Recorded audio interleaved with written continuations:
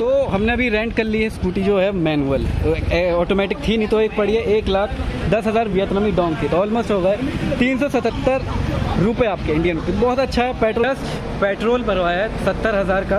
Petrol का rate मेरे को ध्यान से बताया नहीं है क्योंकि इनको इंग्लिश कम आती, थोड़ा कंट्री साइड है, क्योंकि आप फुल टंकी हो चुकी, बहुत ज़्यादा ड्राइविंग करनी पड़ती है अगर आप निन बिन की तरफ जाते हैं।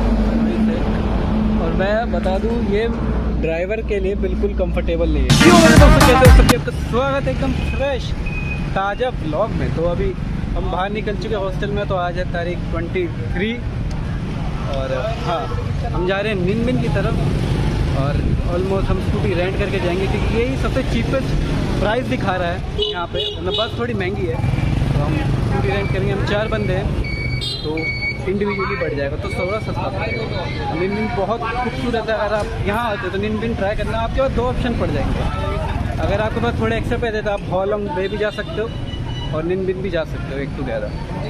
पर हम हॉलोंग बे इस बार मेरे ख्याल से स्किप करेंगे और कभी आगे जाने की सोचेंगे।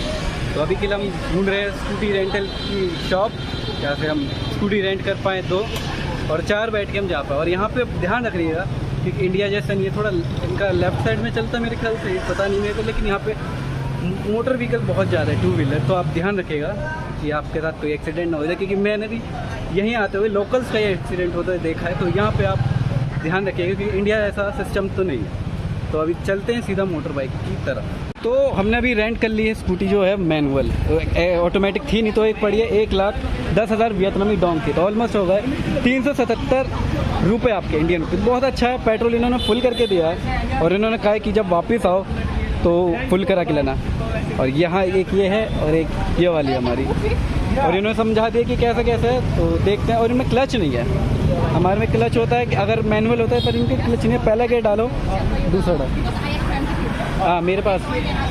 तो अभी चलते हैं ड्राइव पे और देखते हैं कि अब कैसी रहेगी यहाँ की, और आराम से। हाँ हाँ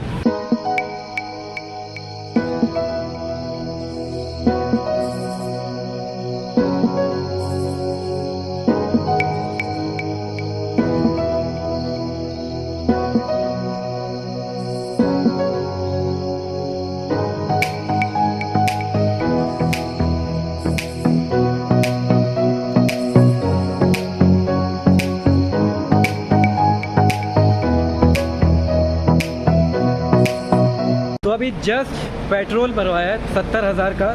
पेट्रोल का रेट मेरे को ध्यान से बताया नहीं है क्योंकि इनको इंग्लिश कम आती, थोड़ा कंट्री साइड है, क्योंकि अब फुल टंकी हो चुकी है। तो चलते सीधा निन बिन की तरफ। 70,000 और 10,000 की पानी की बोतल लिया अभी और कुछ ऐसा नज़ारा है मेरे पेट्रोल पंप का और स्कूटी हो चुकी है फुल। तो चलिए सीधा निन बिन की तरफ। ये है एक होंडा की बाइक, मैं बताना भूल गया था। होंडा की चाबी मेरे को पता चला, ये होंडा ही कुछ वियतनामीज में है। वेव 110 सीसी होगा।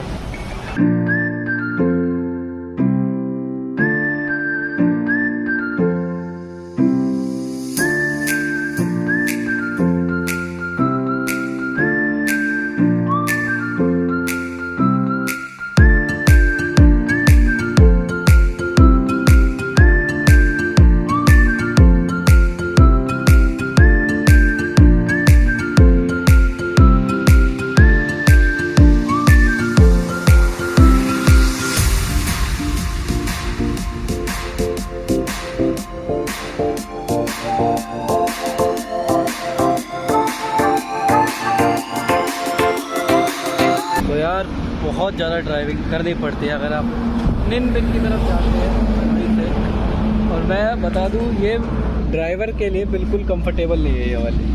अब मैंने अपनी मतलब एक्टिवा जो है उस पर इतना लंबा ट्रैवल नहीं करा तो मुझे इतना पता नहीं, लेकिन हाँ ये मेरे लिए इतनी कंफर्टेबल नहीं है। भाई साहब पूरा दर्द हो चुका है और हमारे 2 जो बंदे हैं वो पीछे रह चुके हैं, उनके लिए हम थोड़ा सा वेट कर रहे हैं।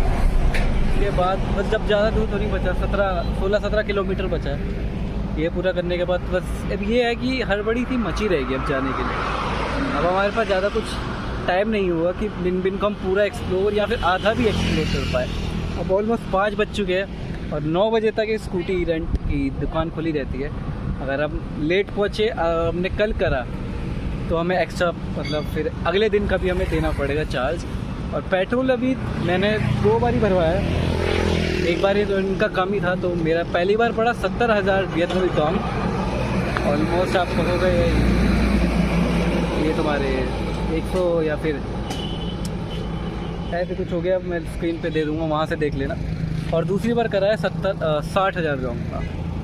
तो इतना ही कि अभी तक 2 बार ही पेट्रोल डल चुका है, और तीसरी बार 4 बार एटलीस्ट पेट्रोल डल जाएगा वापस जाते जाते। तो अब देखते हैं, 2 घंटों का इंतज़ार करते हैं, उसके बाद फिर निकलते हैं आगे निन बिन की तरफ।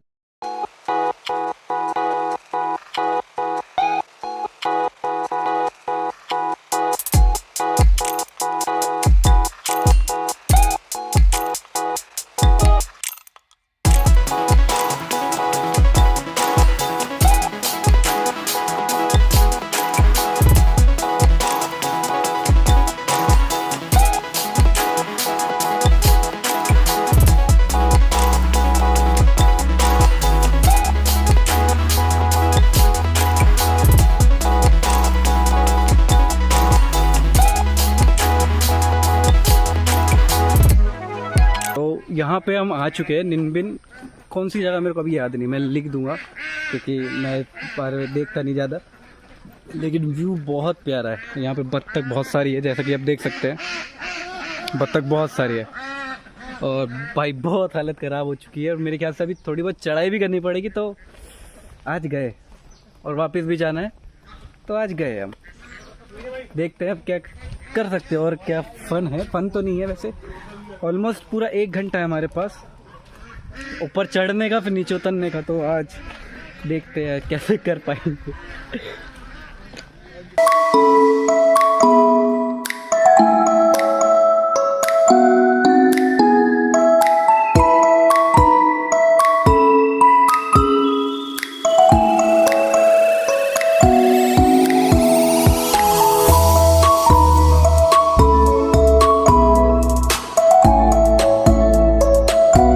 तो यहाँ पे आ चुके हैं हम, जैसा कि आप देख सकते हो। टिकट ले लिए, मतलब 1 लाख वियतनामी डोंग पर पर्सन। तो ऑलमोस्ट आपके 350 रुपये के या 200 रुपये के आसपास हो चुके हैं। और 1 घंटे का ऊपर नीचे चढ़ाई, तो हमें जल्दी जल्दी करना पड़ेगा क्योंकि हमारे पास टाइम कम है और वापस भी जाना है। बहुत दिक्कत है। और बाइक मोटरसाइकिल भी यहाँ से रेंट कर सकते हो। ये बाइक और मोटरसाइकिल का क्या है यहाँ पे, देखते हैं यहाँ पे फिर आगे क्या कर, मतलब ऊपर जाने के बाद कैसा व्यू आएगा। और अंधेरा हो गया तो फिर ऐसी तेज़ी ना हो जाए। तो देखते आगे ऊपर चलते हैं।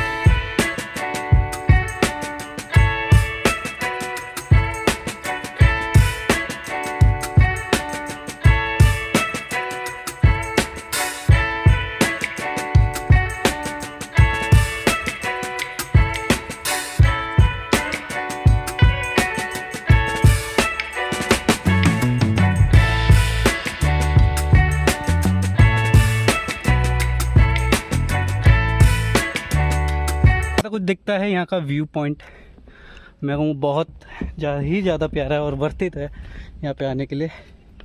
लेकिन अगर आपके पास टाइम नहीं है हमारे जैसा, तो बहुत जल्दी भागना पड़ता है। चढ़ाई इतनी ऊपर तो नहीं है वैसे, लेकिन उनके जो स्टेयर्स हैं वो आपको दिक्कत करेंगे बहुत ज़्यादा। अगर आपने वैष्णो देवी चढ़ रखा है तो उससे बहुत ही ज़्यादा छोटा है। उनके पहाड़ कुछ ज़्यादा बड़े हैं नहीं, जैसे कि आप वहाँ से देख सकते हो। पता नहीं कैमरा ढंग से कर पा रहा हो कि नहीं, लेकिन हाँ इतने बड़े पहाड़ नहीं है अगर आपने वैष्णो देवी की चढ़ी है। लेकिन वैष्णो देवी में क्या है, वहाँ पे ढंग से पहाड़ तो बने हुए हैं। अगर ये एक वैसे एक पहले व्यू पॉइंट था, उसके बाद एक लास्ट है वहाँ पे टॉप पे, और कुछ ऐसे स्टेप्स यहाँ बने हुए हैं। एक ये है और एक वो है, और कुछ ऐसे स्टेप्स यहाँ बने हुए। तो आपको यही स्टेप्स मेन दिक्कत देंगे, बाकी तो व्यू बहुत अच्छा है।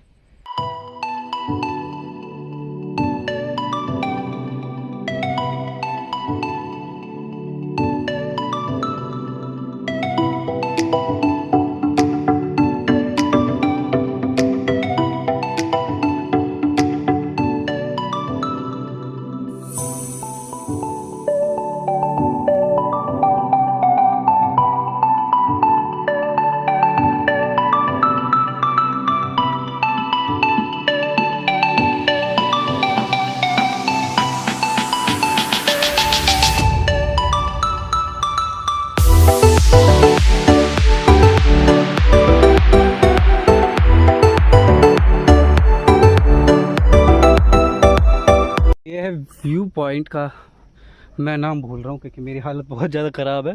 क्या वैसे नाम? होंग बे ये व्यू पॉइंट है। वैसे हम एक ही पॉइंट करेंगे, वैसे एक सामने भी है और आप देख पा रहे होंगे। तो और कुछ ऐसी पत्थरों पे मैं खड़ा हूँ तो बहुत डेंजरस है। अगर आपको ज़्यादा डर लगता है तो आप मत आइएगा। कुछ ऐसी पतली राहों से आए और बहुत सारे आए हैं कि ये लीगल नहीं है वैसे तो। और ऐसा कुछ व्यू पॉइंट है यहाँ से जो एक वर्थ इट है यहाँ तक आने के लिए, और बहुत ज़्यादा ही प्यारा व्यू है। उसके 2-3 फ़ोटो लेते हैं इंस्टाग्राम के लिए, उसके बाद हम भी चलते क्योंकि हमें यहाँ से जाएगा। और वो है निन बिन की सिटी, पूरी बहुत बड़ी सिटी है, लेकिन हम इस बार नहीं जा पाएंगे। हम पॉसिबली अगली ट्रिप में या फिर क्रॉस करते हुए इसको मैं इसके नज़ारे के मज़े ले पाऊँ निन बिन के। तो अभी के लिए तो सिर्फ यही व्यू पॉइंट है।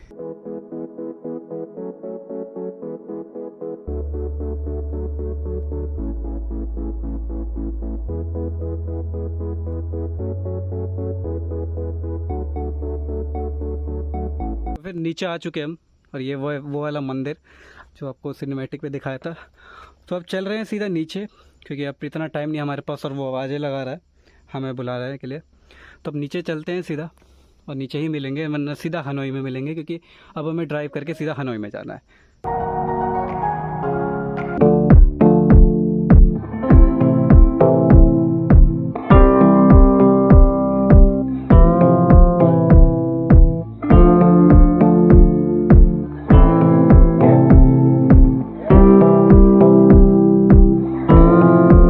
तो यार आज की वीडियो के लिए सिर्फ इतना ही, और वापस आ चुके हैं हम हनोई, वापस अपने हॉस्टल और बच चुके हैं almost 11:30 guess. Let me check. हाँ 12 बज चुके हैं और मेरी घड़ी पीछे थोड़ी सी। 12 बज चुके हैं और अब जा रहा हूँ हॉस्टल की तरफ। और हमने चेकिंग नहीं करवाया था, मतलब हम सिर्फ बैगेज रख के गए थे क्योंकि हमारा जैसा हमने एक दिन के लिए कराया, एक दिन के लिए एक्सचेंज कराना भूल गए थे। तो हाँ अब एक दिन का एक्सटेंड और बुकिंग फुल थी, तो उन्होंने कहा कि अगर होती है रात में तो हम आपकी बढ़ा देंगे। तो हमने बुक कर लिया था वहीं पे दिन में, सॉरी, और वहीं से हमने बुक कर लिया। और अब देखते हैं कि चेकिंग प्रोसेस क्या होता है। और मेरे को सारा कुछ, और वो दोनों अभी कुछ पीछे सामान ले रहे हैं तो मैंने कहा जब तक मैं ही चेकिंग करा लेता हूँ। और हाँ आज की वीडियो में सब इतना ही। आशा करता हूँ सबको निन बिन जो मैं ज़्यादा घूम नहीं पाया उसकी आपको थोड़ी सी वीडियो पसंद आई होगी। अगर आपको पसंद है तो लाइक कीजिए, शेयर कीजिए, कमेंट करिए और मेरे को इंस्टाग्राम पे ज़रूर फॉलो कर देगा अगली मेरी नेक्स्ट ट्रिप के अपडेट के लिए। तो मेक श्योर आप इस चैनल को सब्सक्राइब करें और मेरे इंस्टाग्राम को भी फॉलो करें और ट्विटर को कर लेना, फेसबुक पेज को भी लाइक कर देना, भला होगा गरीब का। तो मिलते हैं तब से अगली वीडियो, तब तक के लिए बाय, कीप स्माइलिंग।